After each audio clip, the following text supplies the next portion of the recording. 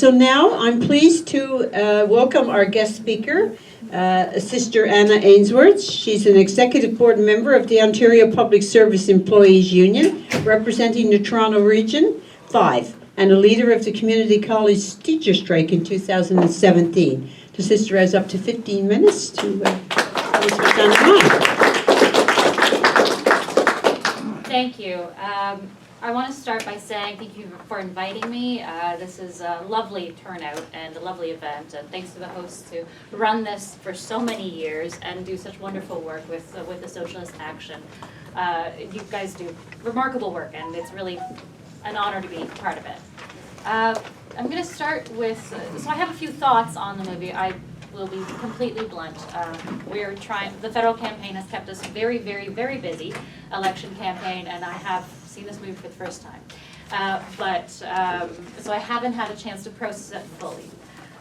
So I'm going to give some preliminary thoughts, which hopefully will spark some discussion, which is the purpose of me introducing this.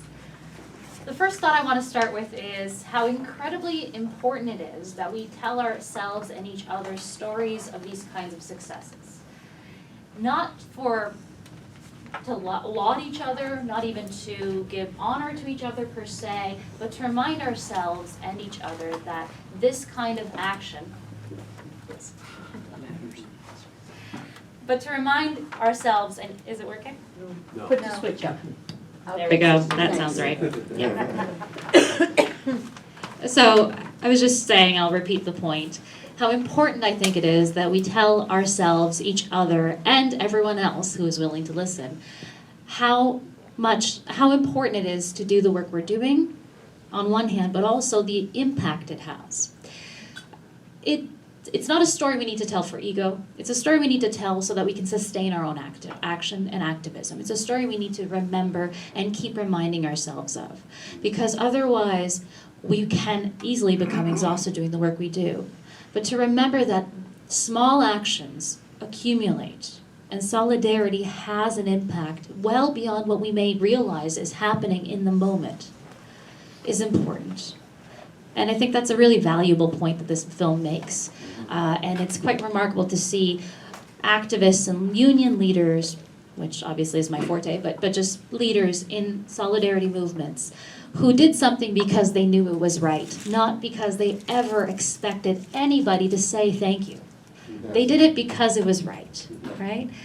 And they were grateful to receive the thank yous, but they were very clear. It's immaterial whether or not we're thanked, whether or not they're thanked specifically. They would have done it, and their comrades in Chile would have done it for them. And that level of solidarity is really what fuels us, what allows us to keep doing the work we do. So I think that's one of the pieces I'm taking away from this. I have a few other thoughts, and I definitely won't take 15 minutes. It's Friday night, and I imagine you all have something to say as well. Some of the other thoughts that I have was just how invigorating it is to see workers on the grassroots engage in action that has an impact, not just in the workplace, not just amongst themselves, but so well beyond. It is fun. At the end of the day, we as workers, as community activists, as members of communities, we hold so much more power than we realize, especially when we engage in solidarity, when we engage in collective action. And I think a lot of the time we forget that. A lot of the time it feels so lonely to do the work we do. And to do the work and do it steadfastly and do it quietly, but to do the work is the right thing because we know it to be the right thing. And to do it because it's the right thing is really the only way to do it. And of course, as one thing that really caught my eye was to see that the leadership of their union effectively tried to sell them out and challenged it and said that the engines should be sent back to Chile. Who else is surprised? No one. No surprises there, right? But they continued. They still did it. Yep, that's the surprise. Right? They still did it. Most recently, I'm thinking of the teachers in the United States, in particular West Virginia, faced the exact same conundrum. They went out on a wildcat strike. Their union leadership stepped out against them. they stayed out. And they made gains for their members, and they made gains for their communities, for families, and they sparked a movement that is increasingly continent-wide. We are still inspired by what they did, what they achieved, because they refused to back down. They did the thing they knew was right from the grassroots up. They didn't look to their leadership to dictate what they should do. They did what they felt was right. And I think that's an incredibly important piece that I continue to carry with me throughout. Obviously, it's my sector. I come from the colleges, so teachers' unions in particular. I did notice there were no women in the story, just an aside, which is a bit of, I think, an oversight, because there are always women in the story. Always women in the story. They may not have been union leaders, but they were there. They were doing the work. Yeah, if it's any consolation, my husband worked for, he was apprenticed with Rolls-Royce, and he worked for Pratt & Whitney for 19 years in Mississauga. And part of the time he was there, and he was out of there after 9/11 in New York City. Okay, that was the job done. Him and a gazillion others and all their competitors worldwide were out the door. But at any rate, there was a woman, can't remember her last name, it was a mix something, she was a Scot, but Fiona. And she was in charge of the whole darn plant, and she was an aeronautical engineer. And she was in her 40s then, she'd be well retired now. So there were some women around, and we got one of them. Thank you, Okay. sister. Good. It needs to be told. Thank you. It needs to be told, but and I respect that, but we have a format, so let's let our speaker finish, and then I will tell you the format of the rest of the meeting. Thank you. Go ahead, sister. I want to come back to that point when I'm done. Okay. The final broad theme that I wanted to raise and just invite the room to respond to as soon as I do wrap up, which, like I said, I won't take it too long, is nonviolence. To me, I fundamentally believe in pacifism and nonviolence as the only way to counter violence. Violent action breeds further violent action, and holding back machine parts. It's such a subtle, elegant, non-violent act of resistance, especially when those machine parts are going to go to weapons of war. That to me is moving, and the image that stays with me right now is of how the film director found those engines in a yard covered with greenery. That is what I hope for in the future, that the weapons of war are grown over with living things. Right. And that's where I'm going to wrap up. So thank you.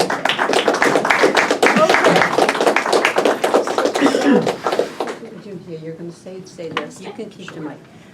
Okay, so the format of the meeting, of course, is as usual. Each person that would like to ask a question or make an intervention has up to 3 minutes.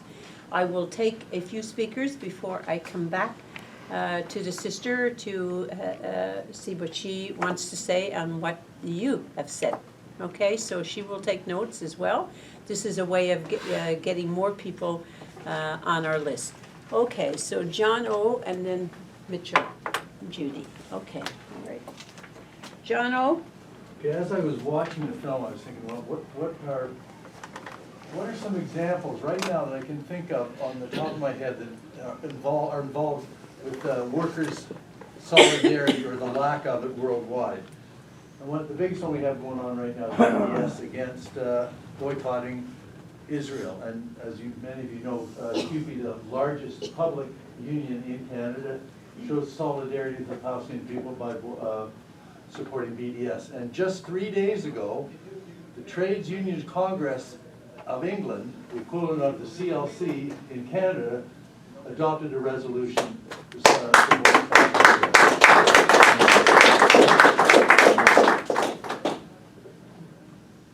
We have a trade deal in auto parts with Mexico and the U.S. And right now, we have a union leader of Unifor that shows no solidarity with Mexican workers. He actually blames low-paid Mexican workers for stealing Canadian auto jobs. We all know that's not true. It's the profits of the international corporations and the trade deals they're doing. So there's an example of a complete lack of international solidarity.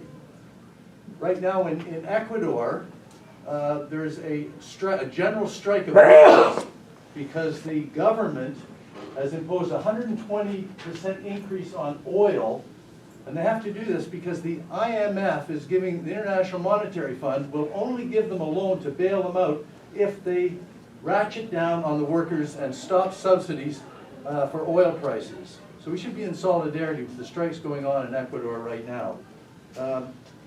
Another example of the lack of solidarity here in Canada internationally is Unifor again producing light armored vehicles for sale to Saudi Arabia in London for 450 lousy jobs. These jobs should be saved, but they can be saved by producing electric public vehicles, not light armored vehicles. This should all be switched over. And finally, the last example I thought of is in Venezuela right now. There's no solidarity at all with the people of Venezuela. In 30 fact, seconds. We have a boycott, we have an export embargo on food and medicines and industrial parts, including parts for their oil industry. We're not sending them there, and we're having a boycott of them selling their oil. All this is led by the United States and the Lima group of countries. So we should be in solidarity there and insist that our government sends food and humanitarian aid and medicines to Venezuela. Thank you, comrade. Judy? No Pasaran was a slogan, I believe it was used in the Spanish Civil War in the 30s and 40s. And also, no Pasaran was also used in Nicaragua later on. Also, I'd like to say that many Chileans were managed to come to Canada after Pinochet came to power, and but some of them were killed. But many were killed by Pinochet. And Venezuela and Chile proved that if you don't have a total socialist revolution that goes all the way, you go backward to dictatorship. That's what happened in both Venezuela and Chile eventually, over the years. Thank you, comrade. Mitchell? Thank you. Thanks for your comments also, Anna. I think that this movie perfectly illustrates the power and the courage of what can happen when workers get together in international solidarity to fight for a common cause. Unfortunately, we don't see that kind of courage here in Ontario right now. The Ontario Federation of Labour, its misleaders, bureaucrats, and others are not examples of courage. In fact, they're examples of cowardice. And nowhere can this better be seen than when it comes to the fight against Doug Ford here in Ontario. Really. Recently we've seen some significant backtracking from the vicious cuts proposed by his government, but that, to be frank, that has little to do with help from the Ontario Federation of Labour. We hear a lot of progressive talk from folks, even socialist talk, but little action to back it up. We've been calling, Socialist Action has been calling for a general strike against Doug Ford. But when we mention that to the Ontario Federation, their leaders and the bureaucrats, all of those people, they give us excuses. They tell us it can't be done. They tell us the workers aren't ready. They say days of action don't work. And they give us a whole list of other excuses as to why it can't work. We're given no sense of what can work. And I think that there's nothing magic about it. I mean, this movie proves it. You see workers getting together for a common cause, and you can make change. There's nothing unique about what happened in Scotland, and workers in Ontario can do the same sort of thing. It's simply a question of leadership. And really, where is it? There's no leadership here. One of the things Socialist Action is involved in is building the workers' action movement. And this, we believe, can build a foundation for putting forward a radical perspective in the labor movement. And I urge people to get involved with WAM, and for that matter, Socialist Action, Because we can build a better world. It is possible to build a better world. But it requires working together to make real, substantial change. It is possible to build that better world, and don't let people tell you it's not possible. Join us, and together we can make real change. Thank you.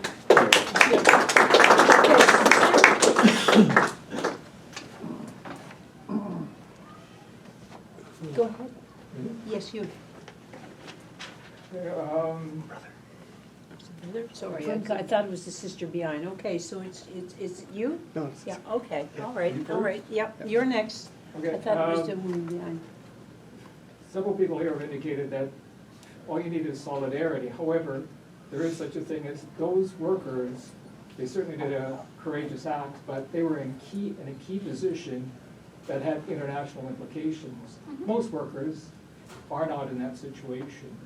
So to use that situation as an example for what regular workers can achieve and do, I think is misleading for the majority of workers.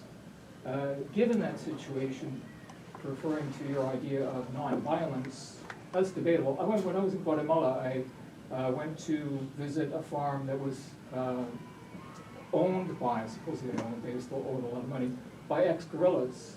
And one of the representatives of that farm, he indicated that he regretted giving up the arms during the peace talks, because he still thinks that, he was contradictory. On the one hand, he thought that education was a solution to the problems, but on the other hand, he still regretted giving up the arms, because in Guatemala, there are still many, many problems that have not been resolved.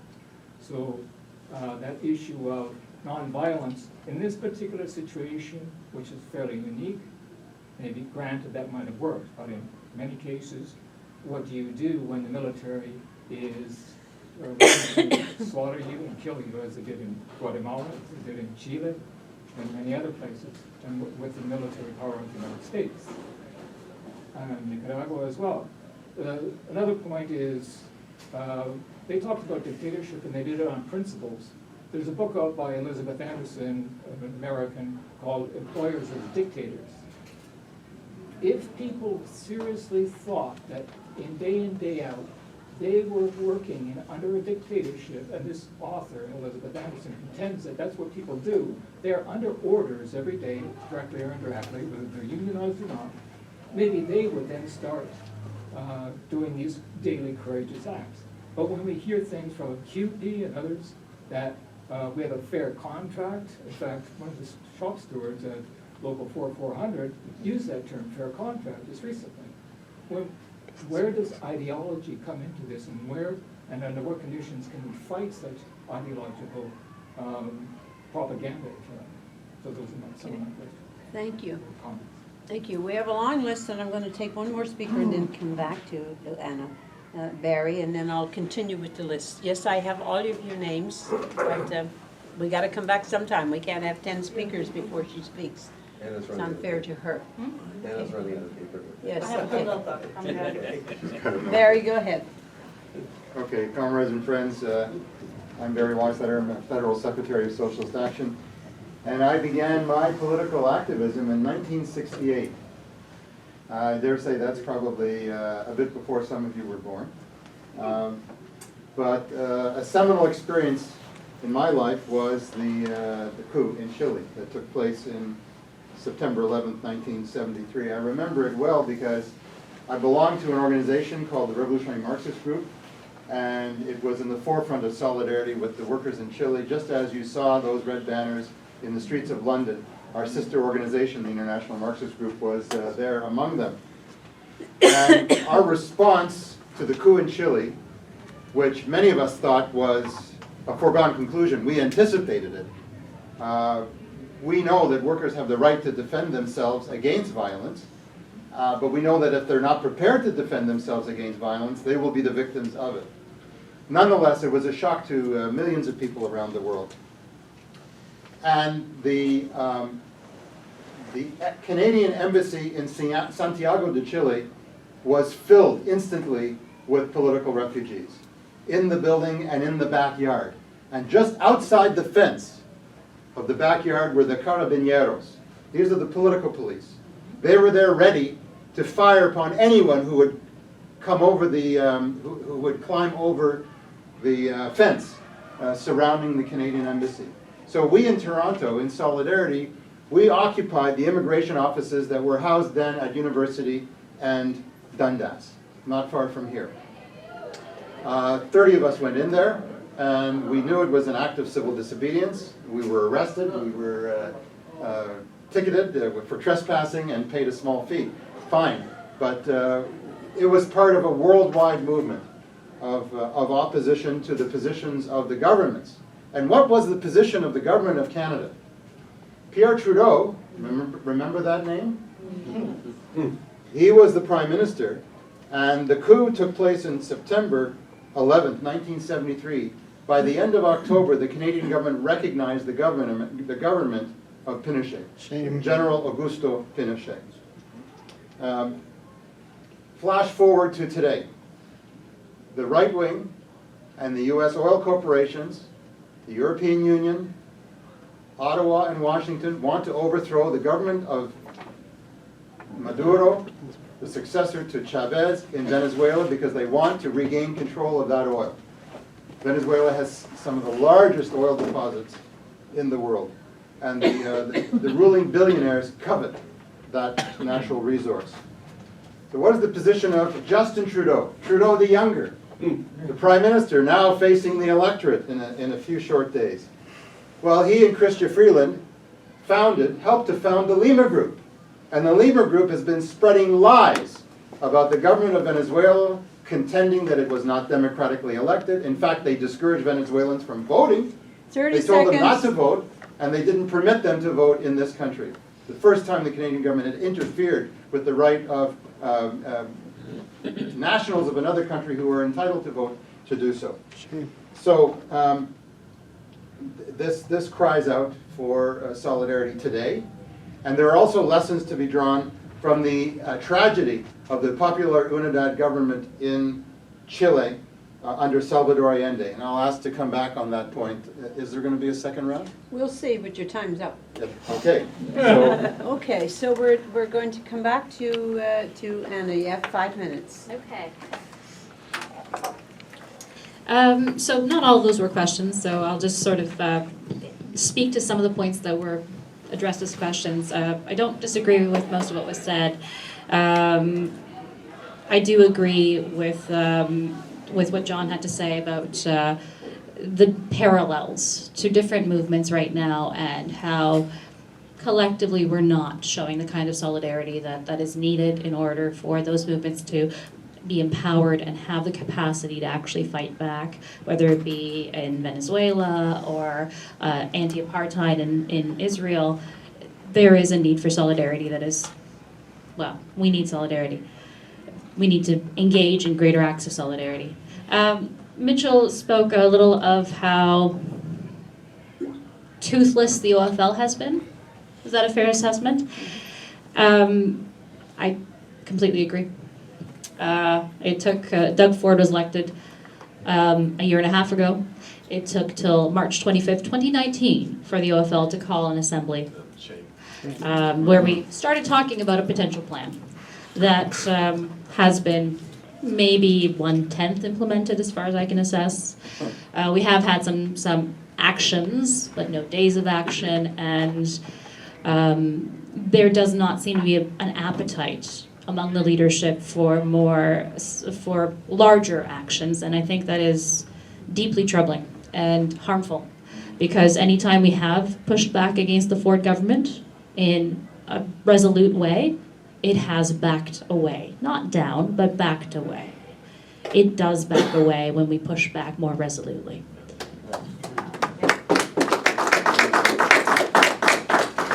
I didn't catch the brother's name who spoke of nonviolence as being not always the way forward. I'm sorry, I didn't catch your name. Fred. I will hold to my position. What do you do when the military starts slaughtering? The image that came to mind when you spoke of that, it was of 1991 Soviet Union, where Soviet troops were put into tanks to run over the protesters. And the protesters stood their ground, and the troops stopped the tanks, walked out of the tanks. It's not going to work every time. We will not always win against violence. But if we engage in violence, I firmly believe we will only beget more violence. So I will hold to my position, and I'm sure you'll hold to yours. And I will stand against violence, but I will not engage in it myself. And I hope that has a future.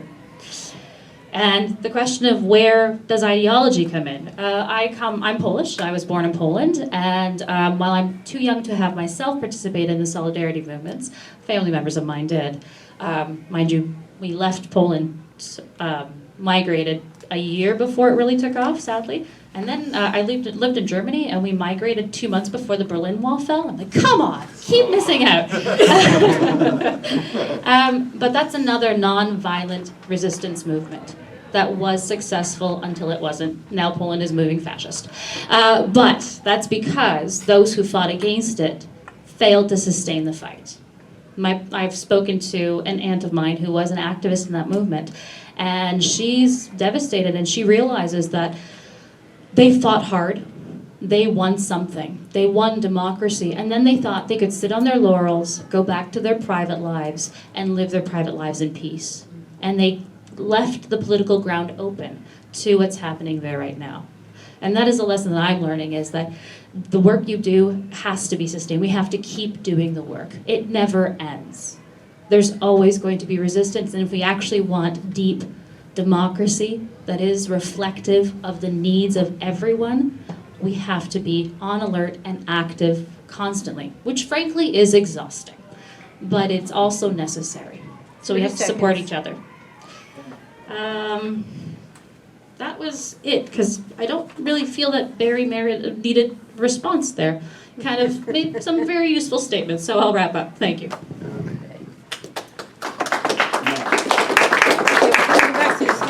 But before, but I have to agree with what people are saying about the OFL and what Anna said about the OFL, because it's very true. I remember, a decade or so ago, when we had the Days of Action here in Ontario, I sat at the OFL table at the time for these discussions on behalf of Toronto and York Region Labour Council. And I'm telling you, we would spend hours and hours just talking about, well, which city should go first? And if we come to that city, who's going to be the first speaker? They were more into egos than they were into fighting against Harris. So this is what the OFL is all about. So if you're getting anything done, you're very lucky when it comes to the paper tiger OFL. But anyway, I can rant on that for a long time, but we have a speakers list, and we have a long one. Just a second. I have all of your hands that was up before. Is there anybody else that would? I got you too, Julius. Yeah, I got you, Carol. Okay, I got two more, and I think maybe we're not going to have time for much more than that. Sister and brother. Okay. I don't think we're going to have more time for 1, 2, 3, 4, 5. I got about 8 speakers. Okay, so I'm going to start, and I will, of course, do gender parity, or whatever we want to call it here. And the first speaker will be Carol. I have a question, a real question. I'm interested and disturbed by the psychology of the co-workers, the ones who've been in the military and the Air Force, and the description of what they did to people who've been their friends. And the reason for it was humiliation. But I just can't imagine people doing that. Maybe someone has some explanation for that kind of thing, but to me it would be beyond anything I could imagine. Thank you, Carol. Okay, Corey? I want to talk about a lot of things. I was thinking about a lot of things watching this movie. Louder. Yeah, the depoliticization of people, though, over the last, 20, 30, 40 years, or it's always ongoing. There's always a constant pressure, I feel like, from ruling class, from corporation, whatever, capital, to suppress people. Just do your job, just go to work, listen to us, right? Don't think about it. Don't think you have something to say about what's going on at the workplace, in the government, or, our policy, or whatever. And so with the neoliberal sort of ideology that's been presented from Reagan and from Thatcher, 20 years, 30 years ago, I guess, or whatever, I think it's really taken hold of people. You know, they think about your private lives, like you said, go home and don't keep on thinking about all this stuff. And so I think that you've really seen that take hold, like what Barry and others have said, Mitchell said about Unifor and about selling weapons to Saudi Arabia. It's almost the exact same thing as what's going on here. So why isn't there sort of a class analysis or a political analysis of the situation with those workers? And it's because I guess they don't have those bodies or those leaders within their organization to get them to think about that. And so I mean, it really speaks to the place of the Canadian working class and their organizations. It's great to hear in the UK that they're again taking the lead on things like this with adopting BDS resolutions through their trade unions and whatnot.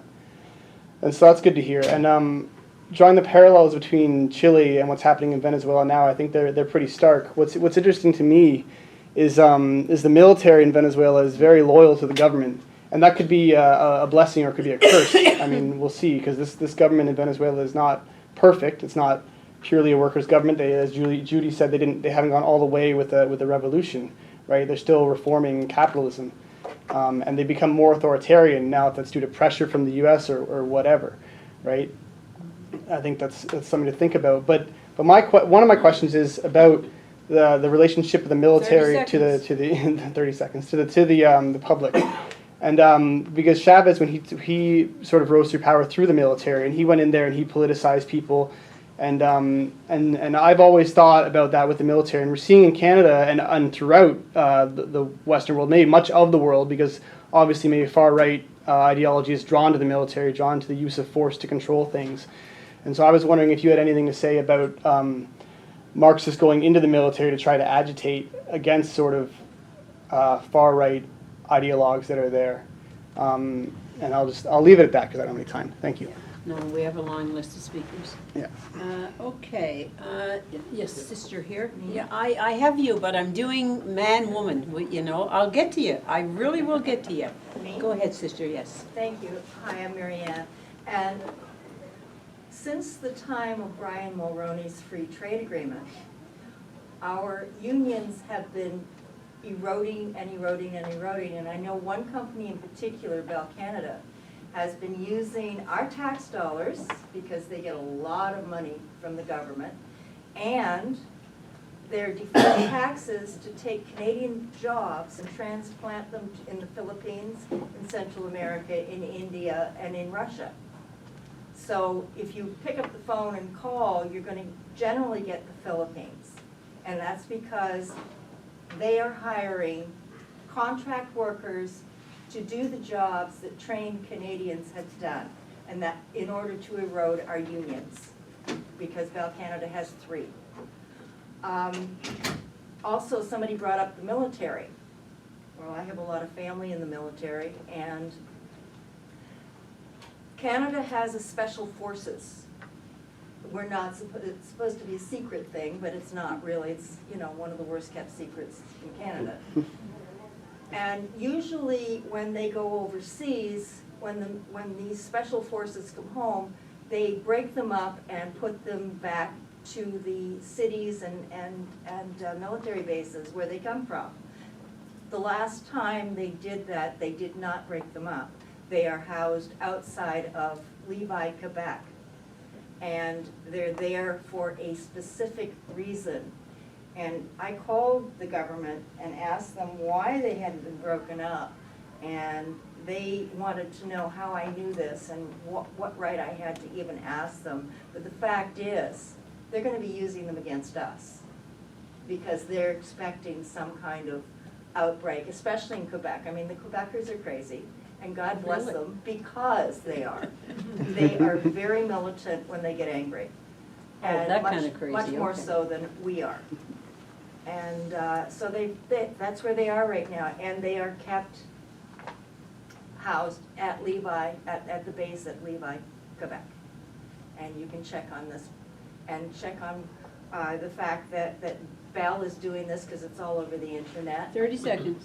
And there was one other point, but I've forgotten what it is, so go ahead. Okay, thank you. So my next 2 speakers is John Wunderlich and then Basil.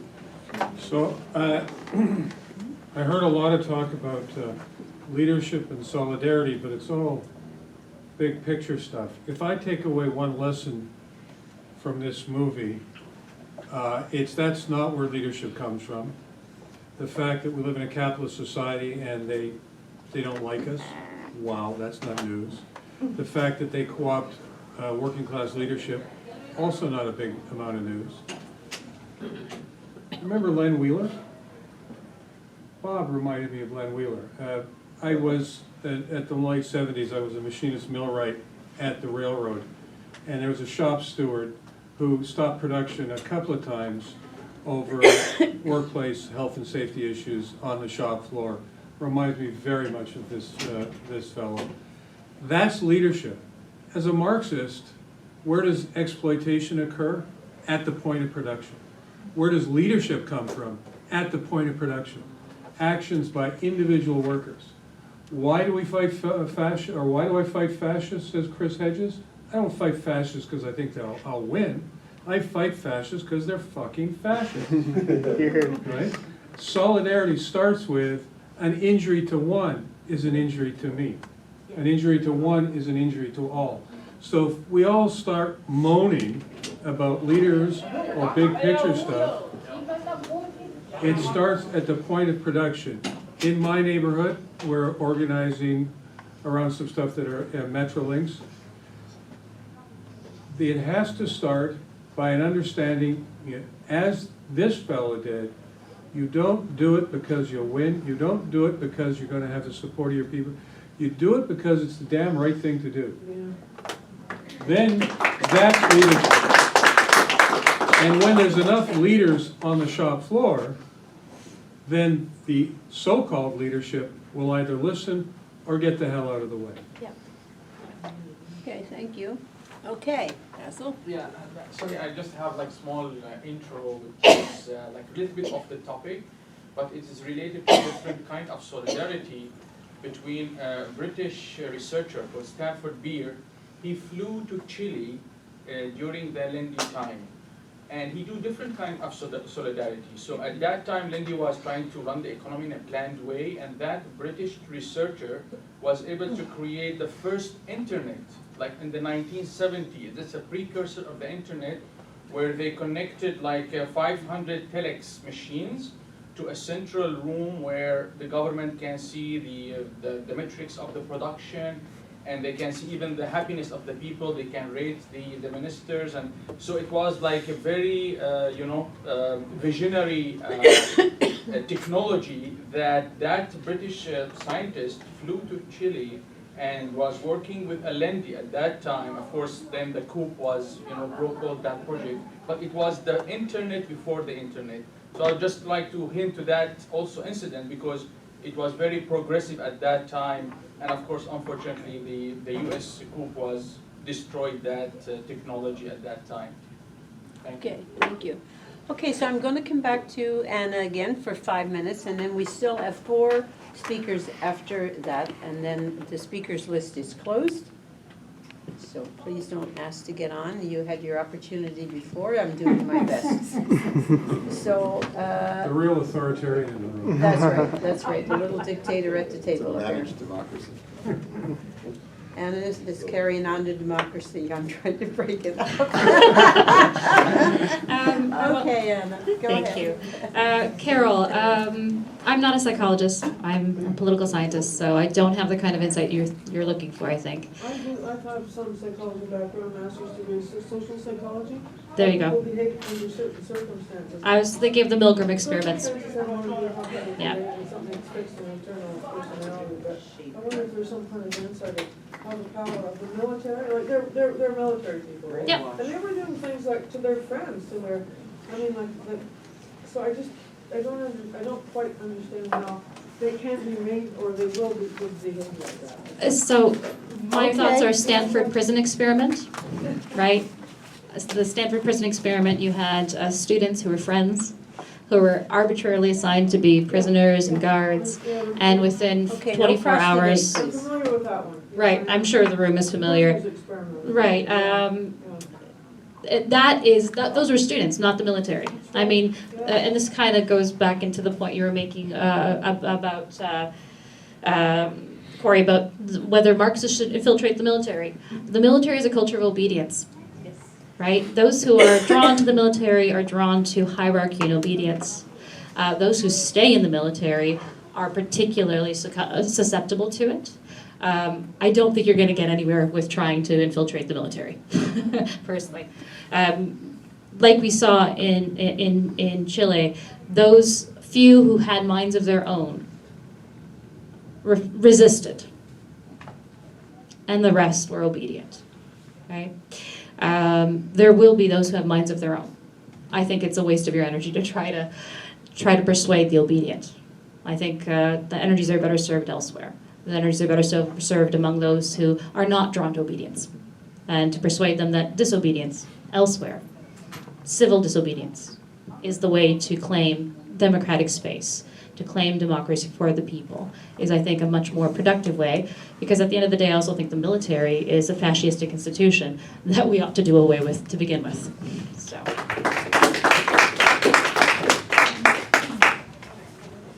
Marianne spoke of free trade and the way in which unions have been eroded by the evisceration of jobs, by the nationalization of work. I don't have any particular insights into that beyond what you spoke of. Free trade was, labor was not for it per se, but compromise went along with it, under the auspices that it would reduce the cost of living domestically and workers would do better. That has proven time and time again to not be the case. Neither workers here nor elsewhere do better under free trade. It's not good for us, it's not good for workers in the global south whose labor is abused effectively by the corporations. So free trade has never been the way for any of us to build robust democracy and a fair and just society for everyone. John W. spoke of leadership and how you can't and shouldn't look to leadership, those in positions of leadership to lead, that grassroots have to be the place where leadership starts. I couldn't agree more. And that's all I've got. So I'm pretty efficient today. All right. All right, so we're going to go back to the speakers list. There was a sister's hand up down there somewhere, I think. No, I got all the sisters? Yes. Just very short, I believe we have to credit Michael Moore. No one's ever corrected me on it, and I haven't checked it out. But he was talking about the flip sides of the coin that is democracy. And I use this for people who are not as enlightened as this audience, who need some initiation. Two things: participation and vigilance, and they're flip sides of the same coin. And you cannot have a democracy, keep a democracy, you don't deserve a democracy, you can't be democratic unless you individually understand those two things and you do it and you never stop, you never give it up. Vigilance and participation. That one just blows people away because they're too lazy to participate and they're too lazy to be vigilant. And it shows them up for being the shits that they are, okay? And they don't like it, but it challenges them individually, so I do it. And thanks to Michael Moore, if he's the one, I don't know. Okay. It's too easy. Julius. Thanks for the presentation, and it was a great film, and it was a feel-good film, which is really nice. Because show are not feel-good films. There's so many shitty things happening in the world. So I think that it just sets such a great example for activists and militants in the labor movement. There's another film that involved the LGBT community in Great Britain called Pride. It came out a few years ago, which I highly recommend if you haven't seen it.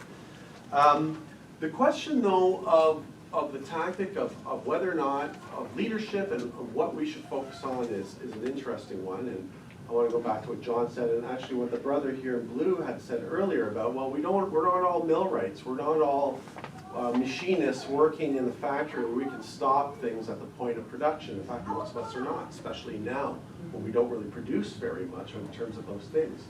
So how do workers advance these struggles and support solidarity around the world? And a lot of that is done, you know, through, if you're not directly related, your work is not directly related, is through campaigns, through supporting things like the BDS movement. And what we find is that, for instance, and I'll talk about BDS, the majority of Canadians support Palestine. The majority of leftists support the BDS campaign. But when we look at the workers' movement, it's not that none of us have gotten up and tried to push the issue. It's that the leadership of the existing workers' movement consistently works against supporting campaigns like the BDS. So it's not enough just to say, Julius, you should just get up and do it, because I can't, you know, I or you as an individual can't do enough on our own. And even when we work together as groups, you're right, once you become big enough, then it's either the leadership agrees to it or gets out of the way. But it is not, in my opinion, genuine to, and honest, frankly, to ignore the leadership and just pretend like they're an amorphous thing that we should just pretend doesn't exist, and we can just advance our own goals without having to deal with this real barrier to change in our society. I mean, if you look at the labor movement, there's a massive generational, I wouldn't even say gap, because there are no young workers in the labor movement really anymore. And we have massive challenges ahead of ourselves within the dealing with, you know, the fight against climate change, to Ford. I mean, why aren't we moving? Is it because workers really don't care? I don't believe that. I mean, I know a lot of workers are not mobilized, but why aren't they mobilized? Is it just up to one individual to get up and mobilize everyone? Does the leadership, the current leadership of our workers' movement, bear some responsibility in the lack of mobilizing of the rank and file? I would say, fuck yes, they do. Of course they do. They're the 30 ones seconds. largely to blame. Besides, of course, the capitalist class. But they are the lieutenants, lieutenants of capital. They're the labor lieutenants of capital. They protect the system. And so things are the way they are on purpose. When I mobilize my local, I'm honest with them about the leadership of our union and why things are the way they are today. And I have never been shy about blaming the leadership of my union. And that's what's got people intrigued and interested in my union and the work that we've done. So it's just, those are just some thoughts. Okay, thank you. Okay, Thank you. An appalling lack of labor solidarity. There's two native bands who are opposing the roads through what would be the Ring of Fire mining development. And this is a very important struggle, because if they lose in their environmental assessment battle, it would dry out the peatlands of a huge area and risk a catastrophic fire, which would have more emissions go up into the air than we could ever reduce in terms of, you know, electric cars and things like that. But it's appalling that the labor movement is actually fighting these bands. They're causing the NDP to take terrible positions. Andrea Horvath was in the leaders' debate in the last provincial election, was more aggressive on the Ring of Fire than the Premier Kathleen Wynne. And this has got to stop. The Ontario fakery of labor can't say that they're supporting action against climate change and support these roads in the Ring of Fire. This has to be made an important issue. It needs to be addressed at the OFL conventions. It needs to be addressed in the NDP. And this terrible political consensus, even the Green Party supports the mining in the Ring of Fire. This has got to end. thank you, brother. Okay, Barry, you got 2 minutes, because it's the second time around. And then we're going back to So there is a second round. I agree with what Brother John Don't Backer said. We need a break, because I could cut you revolutionary off. labor movement that has a different attitude towards preserving civilization and production in tune with nature, not adverse to nature. But I want to draw on the lessons of the Chilean experience, as I understand them, as a revolutionary Marxist of the last 50 years. I think the lesson is fundamentally, and I want to underscore this point, it's about the class nature of the state. Frederick Engels explained that state is armed bodies of men. It's a sexist phraseology, but it's the one he wrote. The state is an institution of class rule. The question is, which class does a particular state serve? The tragedy of Allende and the popular unity government was as follows. It was swept to power with massive support, and after it began to implement its program as the film depicted, that support grew. It grew in the municipal elections in Chile, it grew in congressional elections as well. The government had nationalized the copper corporations. I think the name was Anaconda Copper or Falcon Ridge. Some of them were Canadian-based enterprises. They nationalized the farmland of vast landlord estates and turned it over to people who could actually turn the soil and produce food for a population in need. This outraged the 1%. So what did they do? They found sectors of the population that were literally on the side of capital or who could be persuaded into action. You had the trucker strike, which was depicted in the film. You had the march of the pots and pans, women of the upper middle class who claimed that there were shortages because corporations were withholding their goods, just as they have been doing recently in Venezuela. 30 seconds. The response of the Communist Party to this growing crisis was to ask the government to reverse the nationalization, to turn the mines back over to the private owners, to stop the collectivization of the land and turn it back to some of the landlords. And Allende bought into this. He said, we are facing a crisis. We're not going to arm the working class to defend itself. So what are we going to do? We have to step back. And step back he did to the extent, many people don't remember this, he brought the Chilean military into his cabinet. He brought General Augusto Pinochet into his cabinet. He became a member of the Allende cabinet.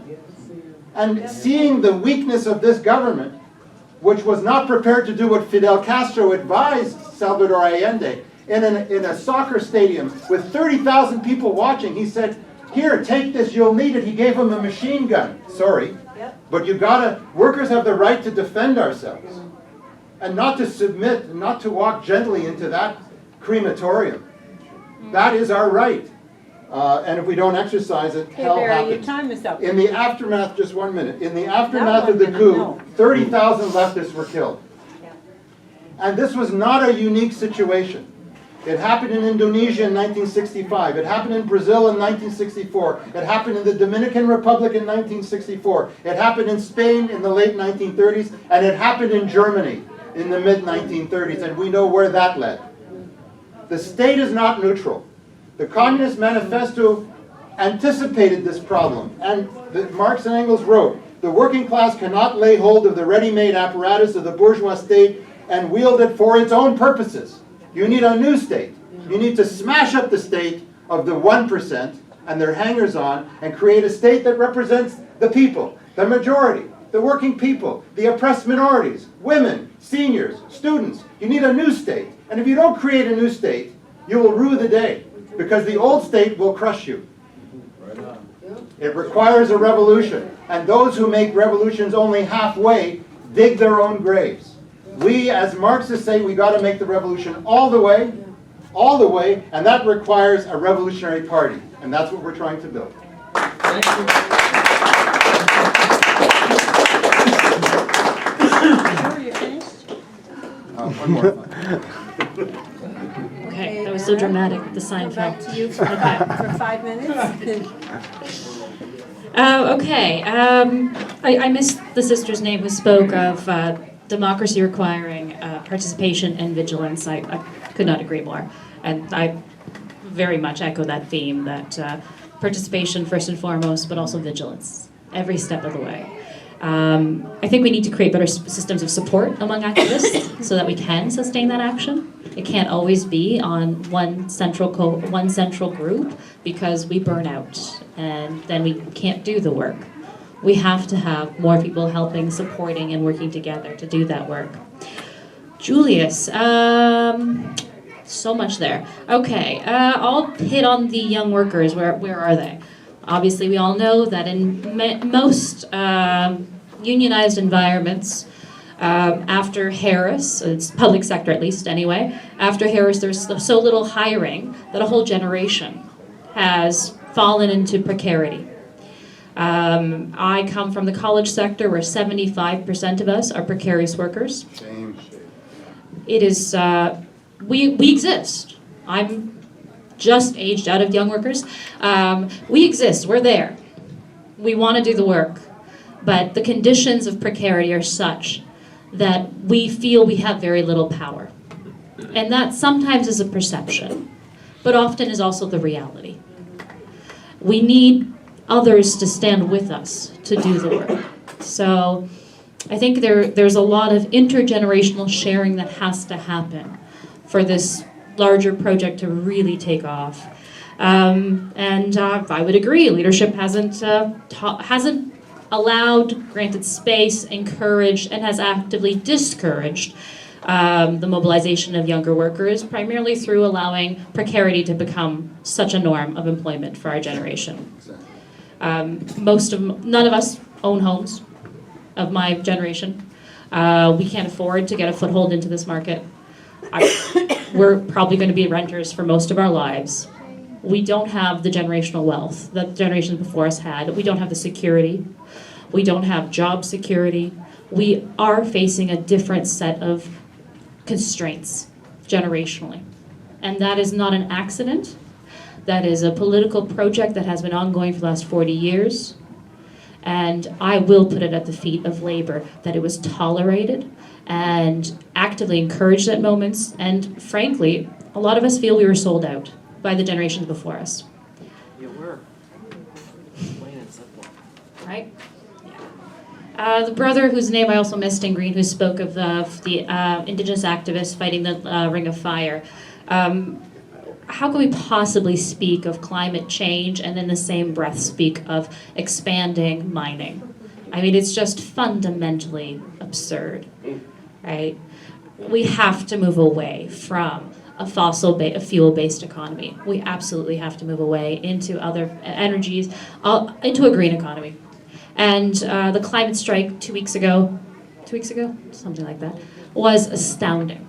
We were out there, and I have never marched with 10-year-olds, 11-year-olds, 13-year-olds alongside me, chanting our slogans. It was astounding. It was beautiful. And I take heart and energy from their energy. They are doing something that my generation also has failed to do. We didn't mobilize early enough. So much as I will say generationally we've had failures, my generation is also not mobilized. I'm in my mid-30s and I'm only now becoming very active, and I feel a sense of regret that I haven't been fighting longer and more vociferously before. Barry, I never argued for submission to violence. You said you did. I know, I'm teasing a little bit. I will stand my ground about pacifism and nonviolence being the response that will breed a future of nonviolence. I do not think that arming workers is the way to go. We've done it before, and it's resulted in authoritarian regimes. And you and I can keep debating this another night. We will. I'm sure we will. Are there more speakers? Are there more speakers, or is this the end? Okay, then I'll say thank you so much. This has been really lovely. Thank you for having me. Thank you for your energy, frankly, your optimism. Much as we all see gloom and dread, there is optimism in this room. There's a desire to do something together, and that is invigorating as well. Thank you.